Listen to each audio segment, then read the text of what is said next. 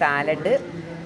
നമ്മളെ പോലെയല്ല, എന്തോ ഒരു ചിക്കൻ്റെ കറിയാണോ എന്താണെന്ന് അറിയില്ല, ഒരു കറി. ഇതാണ് ഹൈദരാബാദ് ബിരിയാണി. എടുത്തിട്ടോ, സെർവ് ചെയ്യാൻ വരുവാണ്.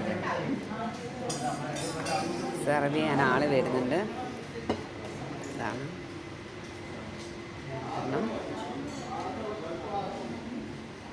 എല്ലാവരും ഇരുന്ന് കാണണം. ഹൈദരാബാദിൽ വന്നാൽ എല്ലാവരും ഈ ബിരിയാണി മസ്റ്റായിട്ടൊന്ന് കഴിക്കണം.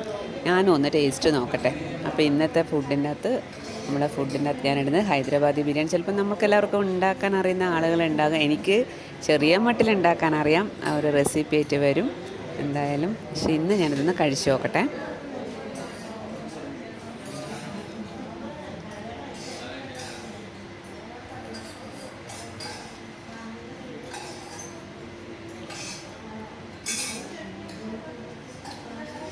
മോളാണ് സെർവ് ചെയ്യുന്നത്. അവൾ